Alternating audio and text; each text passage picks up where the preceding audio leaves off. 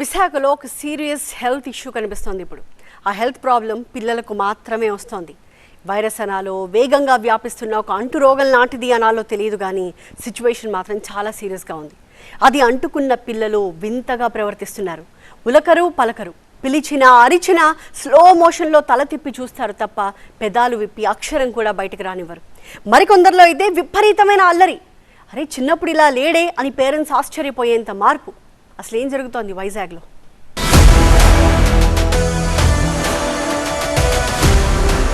Child and adolescent psychiatry wing బెంగళూరులోని నిమ్హాన్స్లో ఉంది. ఆ తర్వాత దేశం మొత్తం మీద ఉన్నది వైజాగ్లోనే ఎందుకు పెట్టారో తెలియదు, కానీ ఇక్కడికి వస్తున్న వాళ్ళను చూస్తే మాత్రం పేరెంట్స్ వెన్నులో వణుకు పుట్టడం కన్ఫర్మ్. కాస్త సింపుల్ గా చెప్పాలంటే విశాఖ మానసిక వైద్యశాలకు పిల్లలతో క్యూ కడుతున్నారు పేరెంట్స్. అందులోనూ ఈ వేసవి కాలంలోనే ఎక్కువ మంది వస్తున్నారు. నెంబర్స్ చెప్పేస్తాయి వైజాగ్ లో సిచ్యువేషన్ ఎంత సీరియస్ గా ఉందో. ఈ జనవరిలో 76 కేసులు రిజిస్టర్ అయ్యాయి. ఇక్కడ కేసులు అంటే అర్థం 76 మంది పిల్లల్ని గవర్నమెంట్ మెంటల్ కేర్ హాస్పిటల్ కు తీసుకొచ్చారంట. ఫిబ్రవరిలో 98 మంది పిల్లల్ని తీసుకొచ్చారు. మార్చిలో 113 మంది పిల్లల్ని తీసుకొచ్చారు.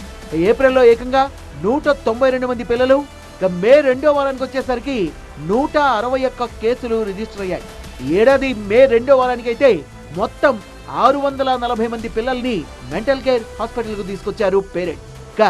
గతేడాది జనవరి టు మార్చి మధ్యలో మొత్తం 477 మంది పిల్లల్ని తల్లిదండ్రులు ఈ ఆసుపత్రికి తీసుకురావాల్సి వచ్చింది. ఆసుపత్రికి వస్తున్న పిల్లల్లో ఒక్కొక్కరిది ఒక్కో సమస్య.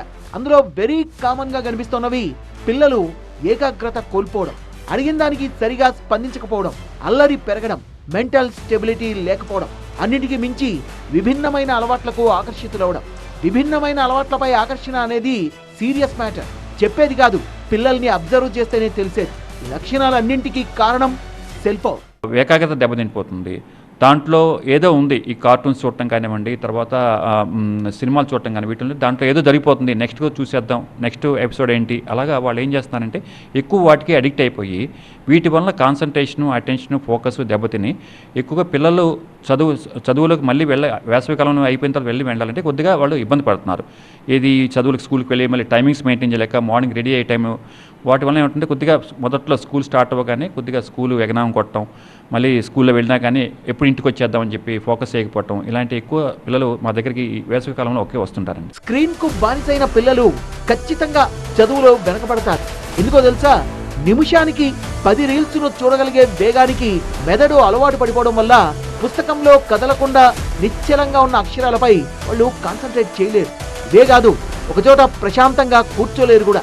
పిలిచినా స్పందించకపోవడం, పేరు పెట్టి పిలిచినా పలకకపోవడం, కళ్ళలోకి చూసి మాట్లాడకపోవడం, ఇన్ని అనర్థాలకు కారణమవుతోంది సెల్ ఫోన్. సో ఆ టైంలో కానీ వీళ్ళు ఎక్కువసేపు స్క్రీన్ చూస్తుంటే అదే రియల్ వరల్డ్ అనుకుంటారు. వీళ్ళు కూడా వీళ్ళు ఆ స్క్రీన్ లోకంలో పార్ట్ అనుకుంటారు. వీళ్ళ కూడా కట్టేసినా కూడా మైండ్లో ఆటల్లాగా మాట్లాడటం, ఆటల్లాగా చేయడం ఉంటుంది. సో ఒకవేళ స్క్రీన్లో నిమగ్నం అయిపోయి అంతలా నిమగ్నం అయిపోతే ఇంట్లో అమ్మ నాన్న మాట్లాడి మాటలు వినడానికి బ్రెయిన్ చేరదు, స్టిమ్యులేషన్ అనేది అందదు. ఇన్ ద సేమ్ వే మనుషులు ఎవరైనా చుట్టాలు వచ్చినా, ఫ్రెండ్స్ వచ్చినా, ఎవరిలో వచ్చినా వాళ్ళ మనుషుల మొహాలు చూడరు వీళ్ళు. ఎందుకంటే వీళ్ళు ఎక్కువ వాళ్ళ లోకంలోనే వాళ్ళ స్క్రీన్ లోకంలో ఉంటారు. అప్పుడు స్క్రీన్ చూడటం వల్ల ముఖ్యంగా ఏమవుతుందంటే ఈ స్టిమ్యులేషన్, ముఖ్యంగా మాటల స్టిమ్యులేషన్, మనుషులు మాటలు వినడానికే ఛాన్స్ తగ్గిపోతుంది. అలాగే మనుషులు మొహాలు చూసి మనుషులతో మమేకం అనేది కూడా తగ్గిపోతుంది, ఎందుకంటే ఈ లోకంలో ఫిక్స్ అయిపోతారు కాబట్టి.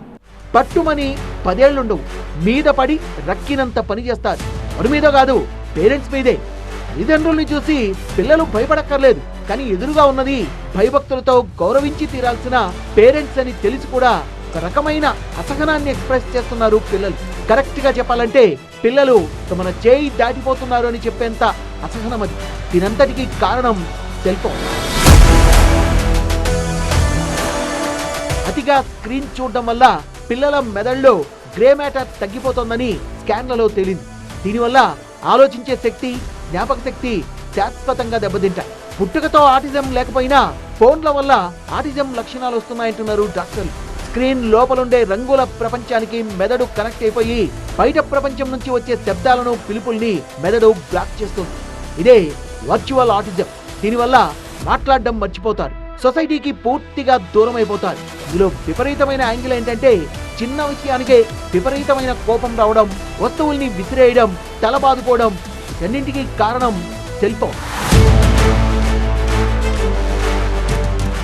ఒక వైజాగ్ గురించే ఎందుకు చెప్పాలి, ప్రతి ఏరియాలో కూడా ఇదే సమస్య. ఇప్పుడు పిల్లలకు పేరెంట్స్ ఇస్తున్న టైం తగ్గిపోతోంది, వాళ్ళతో గడిపే కాలం తగ్గుతోంది. అపార్ట్మెంట్ కల్చర్ పెరిగేసరికి గడప దాటని పరిస్థితి. పైగా పిల్లల్ని ఓవర్ స్మార్ట్ గా పెంచడం మొదలైంది.